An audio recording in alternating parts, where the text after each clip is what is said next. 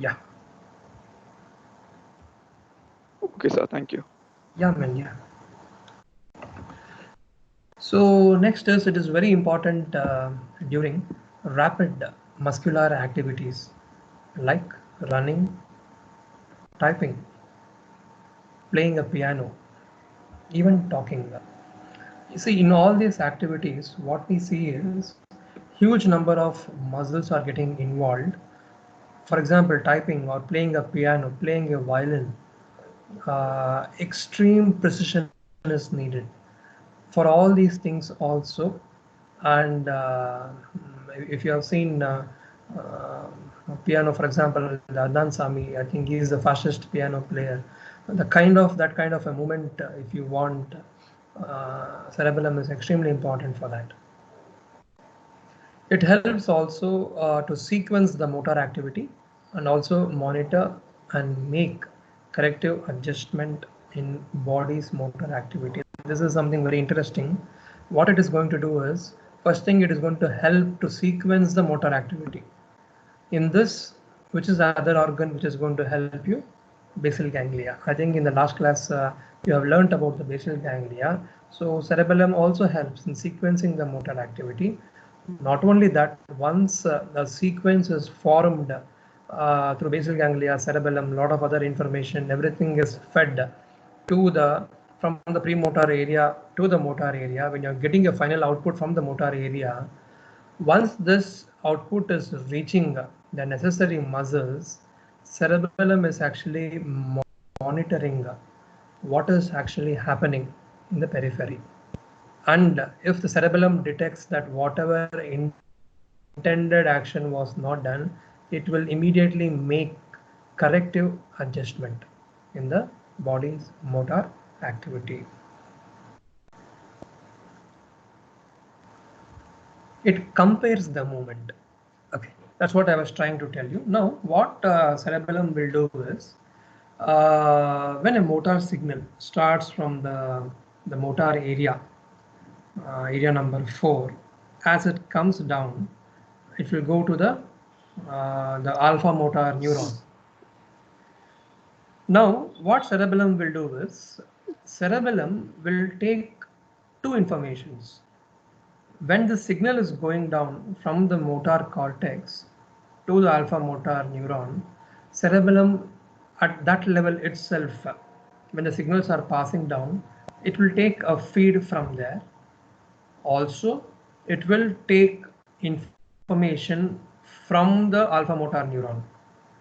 It will also take the information from the muscles which are moving. It will compare all of these. It will compare all of these, and if it detects that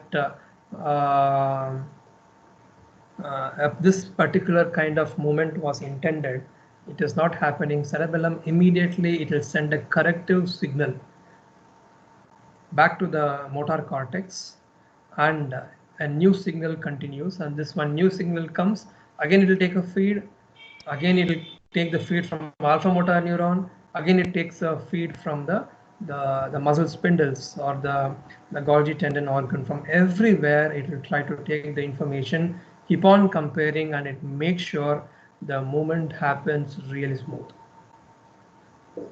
Cerebellum also aids the cerebral cortex in planning the next sequential movement a fraction of second in advance, while the current movement is still being executed. Okay, so the correct presently a particular kind of motor activity is going on, a little fraction of second in advance it will plan, so that it can take feedback from many areas and finally gives a feed to the premotor area, the motor area, and then you can get the desired response. It also learns by its mistakes. That is, if a movement does not occur exactly as intended, the cerebellar circuit learns to make a stronger or a weaker movement next time. Okay, so this function, it also helps in the learning activity. Before looking into the a little bit about the anatomy of the cerebellum, okay, I will just show a small video where this patient had a cerebellar dysfunction. I just found this video on the YouTube, and I had seen a similar patient during my internship days. All these functions, what you're going to see in the video, as the video is playing, I will try to explain. Mm.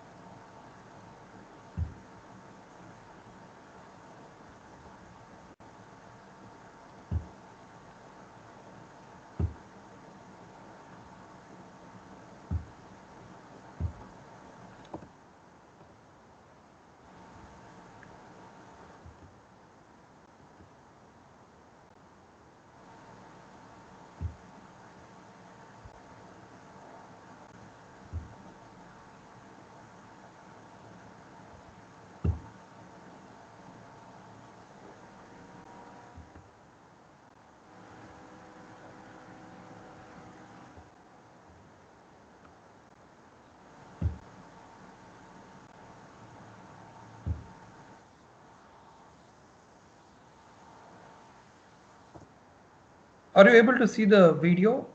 Forget the audio part. Audio I have muted actually. Are you able to see the video? Yes, sir, it's seen. Can someone unmute and tell me? Yes, sir. Okay, okay. Watch for the video. As the video is going on, I'm going to explain to you.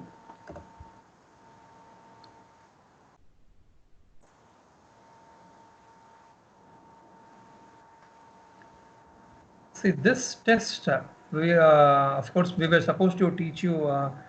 Um, was the sensory system over for you? Not the sensory. Yeah, it comes in sensory. Yes. Have we taught in your practicals sensory system? Yes. Not yet. Okay. So in this patient, this test is called test for diadochokinesia. Test for diadochokinesia, where the person is going to perform this kind of alternate pronating and supinating the hand. Huh? See, so the doctor is trying to show there. Just keep observing the kind how the smooth.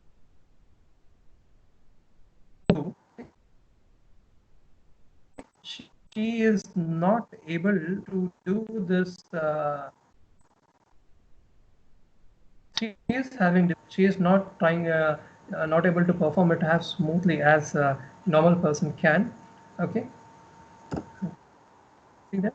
Because this is going to be a rapid movement, a rapid sequence of movements.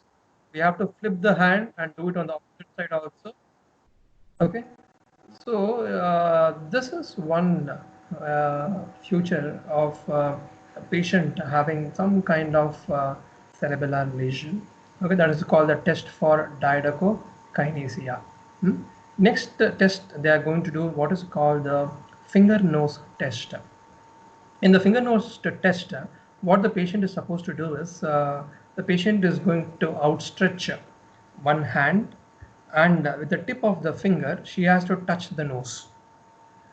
A patient with a cerebellar lesion, what is going to happen is when the patient is trying to touch the nose, you will notice that instead of touching the nose at the first time, she will try to go and place her finger just next to the nose. Means it's called past she's trying to miss the target. Just watch the video.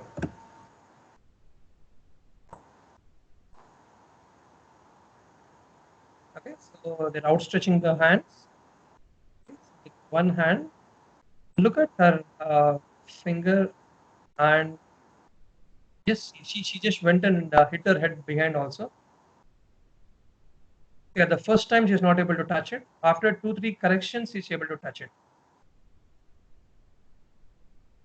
Very closely observe. She overshot and again she came back. Okay, because you're seeing for the first time, I'll just play it again. Hit herself behind.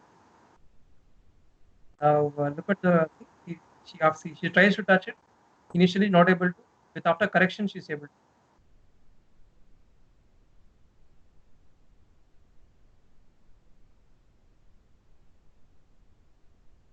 Okay, that is the finger nose test. Now, what the doctor is doing, this is called a finger nose test. Here, what happens is the patient have with a tip of her finger, she has to touch the tip of the doctor's finger and touch the patient's nose and again come back. Finger nose test. Okay, look at this. What happens? See that? Observe very close.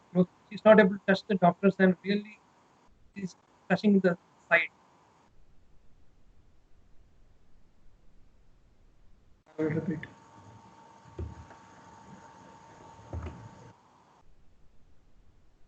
Yeah. Touching the side. First, she'll try to touch in the side. Then some corrective things happen.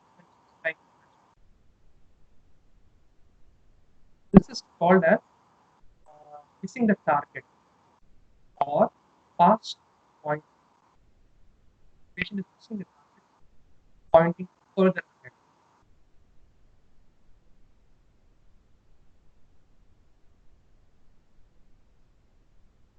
Okay, next, knee jerk.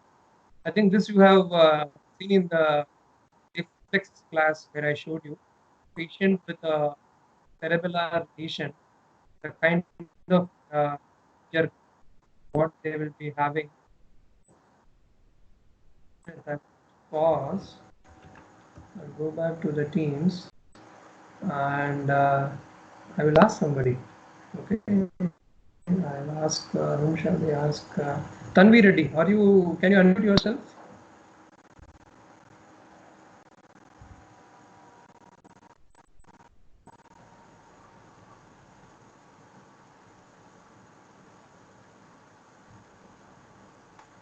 Tanvi Reddy.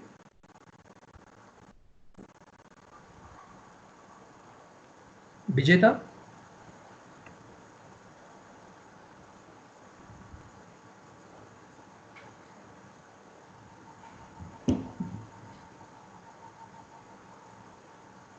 Whom will ask? Okay, Isha. Isha, can you unmute yourself?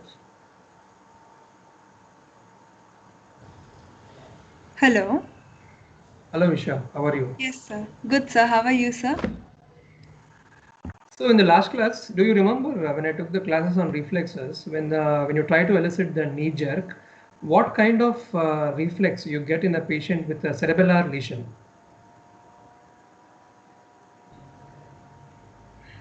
Was it the pendular Correct. movement, Very, sir? very good. Pendular knee jerk. Yeah, good.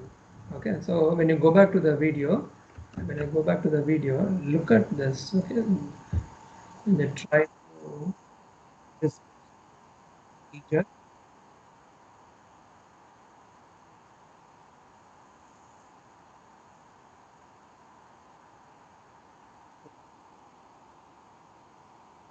They will try to elicit, you know, it's like a pendulum. It's moving. Pendular knee jerk. It's a very classical sign of cerebellar dysfunction. Lidocokinesis, fast pointing of the finger, hitting the target, pendular knee jerk.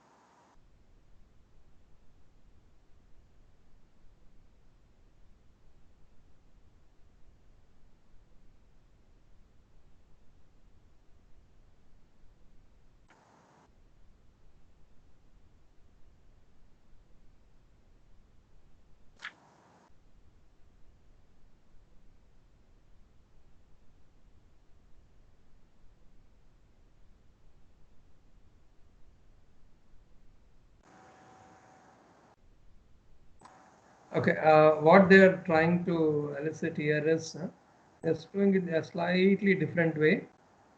Here, what happens is we should actually ask the patient to flex their hand.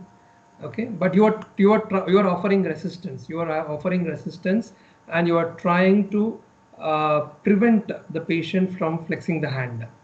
Okay, you have to do a little imagination. These are the negative things about the online classes. Okay, so when the patient is trying to flex the hand, you will try to stop it. Okay, and suddenly you will remove your hand. When you suddenly do that, a normal person, what will happen to them is they're suddenly trying to flex, and suddenly the resistance is off. You'll go back and you will stop there. But in a patient with cerebellar lesion, they cannot do that. They will go back and hit their face, or they may just go behind. If you notice, you see this person is keeping a hand behind, because there's always a chance that she can go and hit her. Already in the previous case also we saw she went and hit her head behind. Now when she's trying to put so much of force and trying to flex her hands, we suddenly remove, she may go and hit back also. Okay, this is called the rebound sign of Gadamer.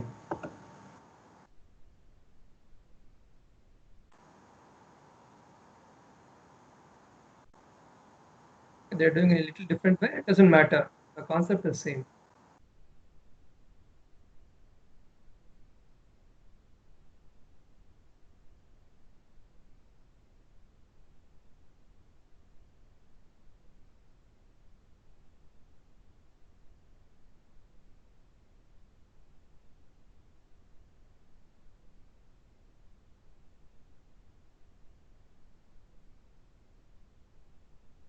And let's see what else they will do. Even I have not seen the full video.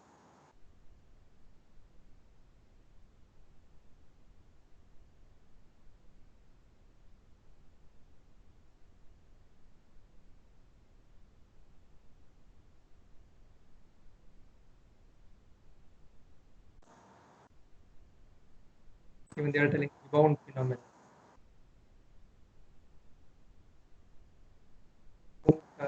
Coming to an end. Okay. So see, these are some of the classical presentation you see with in a patient with cerebellar dysfunction.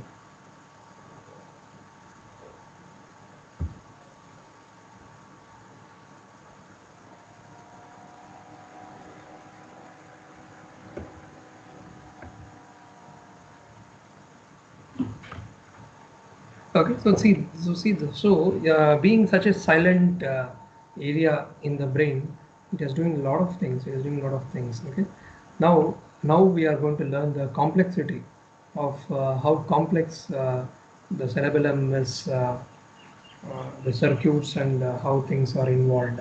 Hmm? I will try to keep it as simple as possible, but some of these things, there's no other way. You have to by heart a few things. Okay, so a little bit of anatomy now. So the cerebellum is located dorsal to the brainstem and caudal to the occipital lobe of the cerebrum. Three views of the cerebellum. So this is the anterior aspect or the ventral part. You have the dorsal, rostral or the superior aspect. Next you have the caudal or the inferior aspect.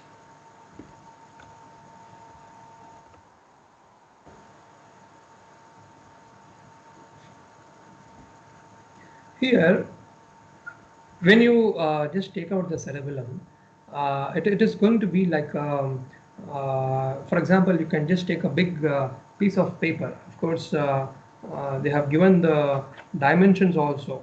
I think if you take a paper of around 120 centimeters length paper and with a width of 17 centimeters, you just keep on folding one layer over the other. If you just keep on folding this paper, what is formed finally, this is how it's going to look like, the cerebellum. So every layer, it's called the folia. folia. Okay, so when you just spread it out,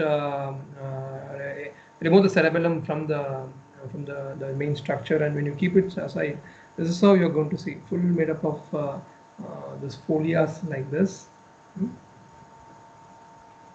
So the cerebellum is composed of two rounded hemispheres joined in the midline, and the midline structure is called vermis because you can see this looks like some worm in the center. Okay. Anatomically, you can divide into three lobes like this: anterior lobe, posterior lobe, and flocculonodular lobe. Okay, look at this picture. So you have the anterior lobe, posterior lobe, and you have the flocculonodular lobe. Development. So phylogenetically, we can divide it into archicerebellum, paleocerebellum, neocerebellum.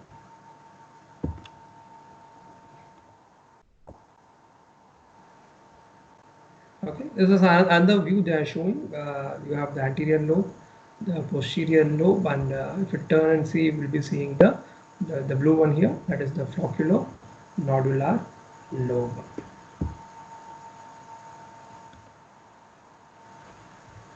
Another way of dividing is longitudinal functional division of the anterior and the posterior lobes, where we can divide them into the vermis, intermediate zone, the lateral zone. Let's see the picture. Okay, so this is in the center you have the vermis, then you have the intermediate zone, then you have the lateral zone. Okay, this is one way of dividing.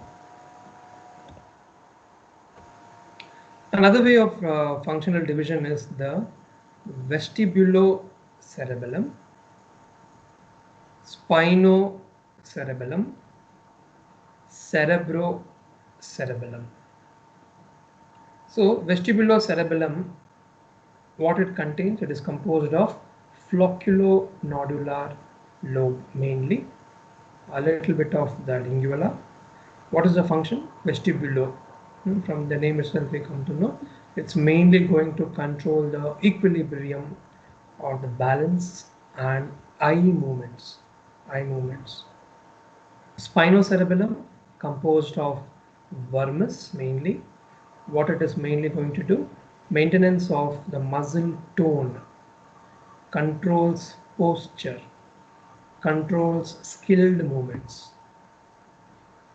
Next is the cerebrocerebellum, formed from the lateral parts of the cerebellar hemisphere, mainly involved in planning and programming. When we look at the picture, okay, you can see that in the previous classification we saw the vermis, intermediate zone, and so here what they have done is they have combined the vermis and intermediate zone together, and that they are calling it as the spinocerebellum. Okay, so the vestibulocerebellum separate here, and the lateral regions mainly earlier they named it cerebrocerebellum. We can call it as neocerebellum also, mainly involved in motor planning. So it is going to communicate to the motor and the premotor areas in cerebral cortex, and they are involved in planning, of course, along with the basal ganglia. Okay, so the vestibulocerebellum, I already told you, mainly the balance and the eye movements. It is communicating to the vestibular nuclei, and it is involved in the balance and the eye movements. So as you have seen in the previous classes also, where you have a topographical map of the body. I think you have seen this in the sensory cortex. You have it in your motor cortex. You have it in your red nuclei. Okay, even in your reticular formation also, All these places, the body's representation, how the body is represented in these areas is called the topographical representation. So like that, cerebellum is also having. This is how the body is represented in the cerebellum. You can see in the middle vermis region, you can see all mainly the central structures. Whereas in the intermediate regions, you can see the muscles involved in all finer aspects, maybe the hand muscles you can see, okay, and the face is represented like this. So this is the topographical representation in the cerebral cortex. When you look at the histology, take the cerebellum, make a slide, and when you see in the slide, you can divide the cerebellar cortex into 3 main layers. Okay, all this time we just saw the gross features, and we saw how it is divided anatomically, phylogenetically, functionally. We have seen all that. Now we are going to see, when you take a piece of cerebellum, see it under the microscope, you will be seeing this picture where you can see mainly 3 layers. So you have the external molecular layer, middle Purkinje cell layer, internal granule cell layer. Okay, when you look at this picture, see, so this is the cerebellar cortex, and they are showing the 3 layers. The first one is there, the molecular layer. Then you have the Purkinje cell layer. So these are the Purkinje cells. Okay, next you have the granule cell layer. So these are the 3 layers in the cerebellar cortex. Below all this layer, you have the main, the deep nuclei.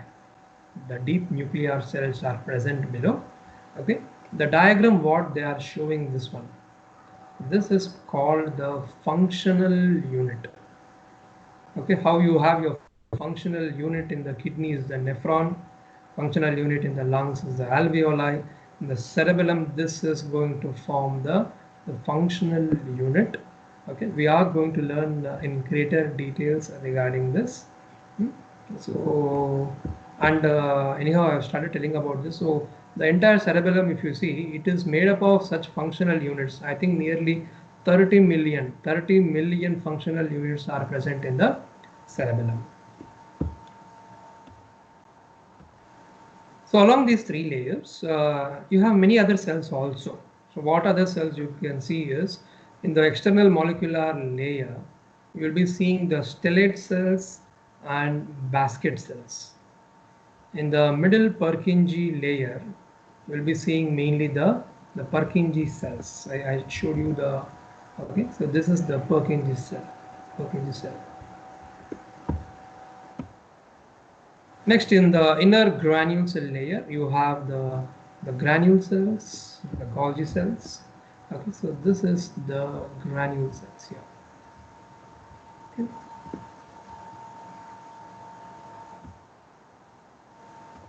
Now let us try to learn about this circuit.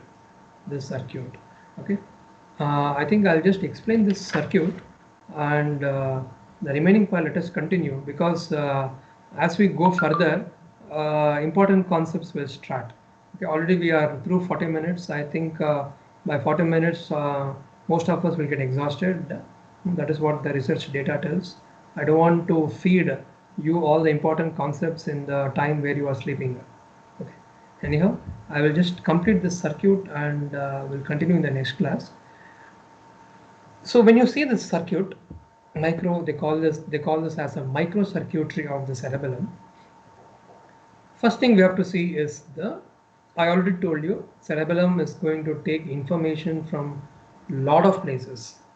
Okay, and it is also going to respond accordingly, trying to inform the cerebral cortex, whatever cortex has to do.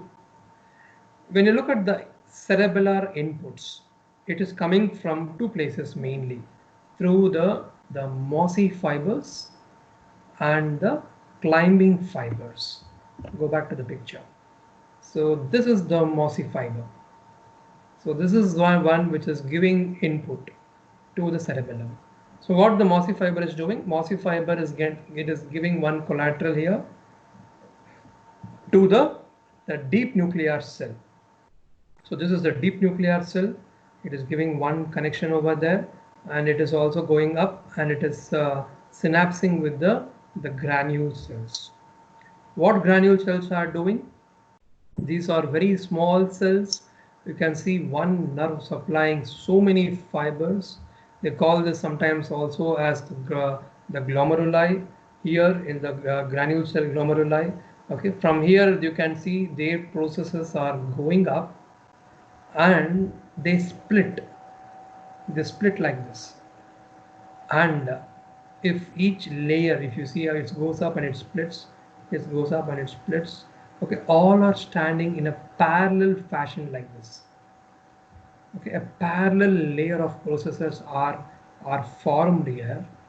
And if you see the Purkinje cell, it is sending up its processes, dendrites, synapsing with these parallelly arranged fibers.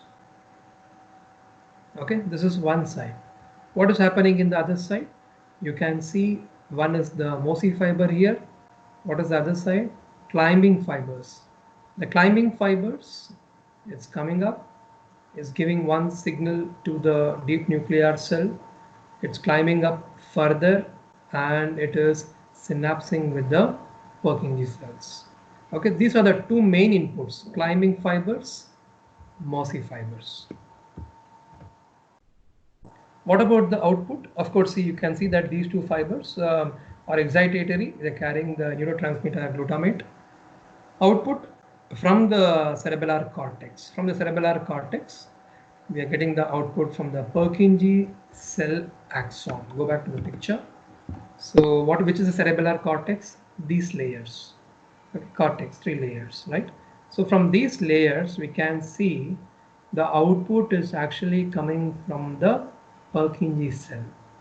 Where it is feeding the output? It is feeding the output to the deep nuclear cell. Okay, what is the output it is feeding? It is going to be an inhibitory signal here. Here, because the transmitter is inhibited neurotransmitter GABA. Next, output from the cerebellum as a whole. Here we saw output from cerebellar cortex.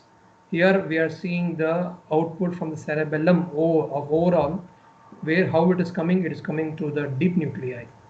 Go back to the picture. The deep nuclei. Okay, it is giving its final output. Okay, and here also we can see an excitatory signal coming here. So to just recap for you, inputs: mossy fibers, climbing fibers. Okay, output we can see coming from the cerebellar cortex. Cortex is still here, Purkinje cell, inhibitory. Just below the cerebellar cortex, you have the deep nuclear cells. Okay, these deep nuclear cells are also 3 types. I will tell you, depending on which part of the cerebellum they are. You have 3 types of deep nuclear cells. Okay, from there you can see the output coming out.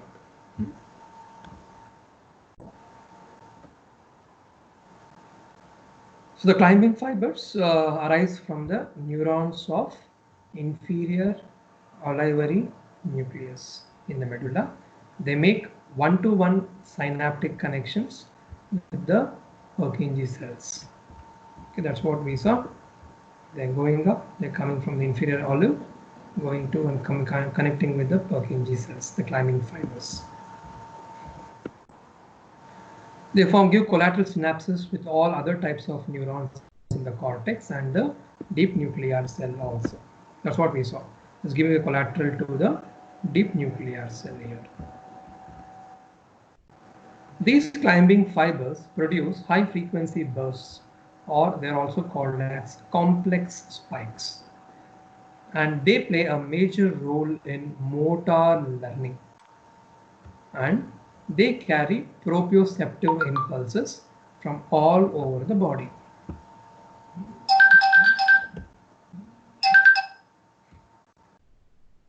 Opposite side, climbing fibers arise from the neurons of the, the Mosey fibers. They arise from the different centers in the brainstem and spinal cord. So they synapse with the dendrites of many granule cells, forming synaptic glomeruli. That's what I was just telling you. So these axons of granule cells, they go up, they bifurcate, and they form these parallel fibers. They form these parallel fibers. So each fiber makes synaptic connections with about 450 Purkinje cells through granule cells and their parallel fibers, and they produce simple spikes. There it was complex spikes, here it is simple spikes. And they carry proprioceptive input from all parts of the body and the cerebral cortex.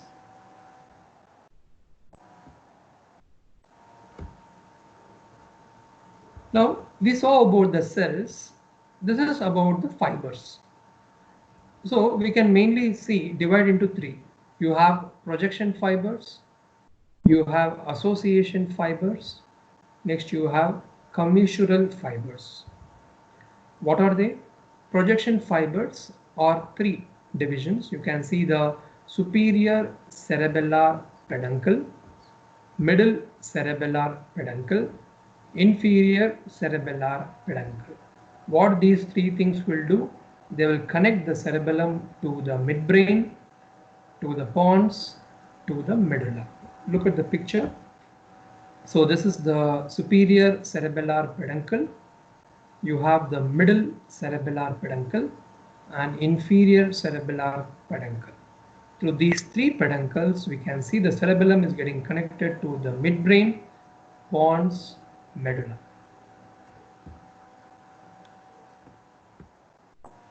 The next fiber, association fibers, they connect different regions of the same cerebellar hemisphere. Commissural fibers, they connect areas of two halves of cerebral cortex. So we saw that if you open up the cerebellum, in the previous pictures we saw you have the right side and the left side. These two cerebellar lobes, they intercommunicate with each other through these commissural fibers. Then what association fibers will do? They are interconnecting in the same side. If right side cerebellum, some information has to be communicated, happens only on that side. So that is through the association fibers.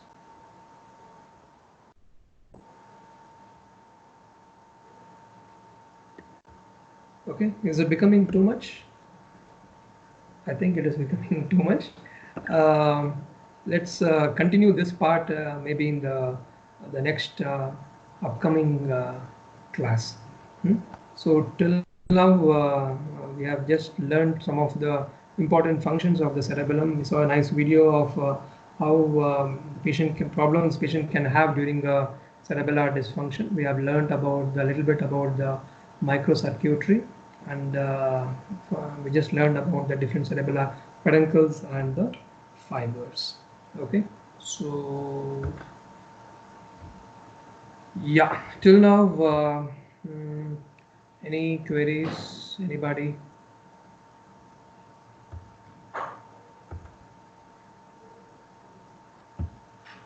I hope you have understood something. Next class will be more interesting. I know this is a little boring seeing all those fibers and thing, but next class is going to be full of concepts. But initially in the next class I will be telling you regarding a little bit about the fibers which we have left out, and finally we will be starting all the concepts, very interesting concepts.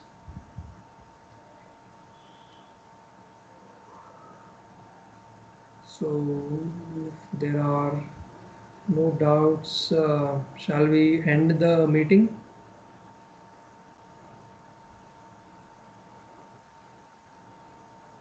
Whom shall I ask? Isha, can we end the meeting?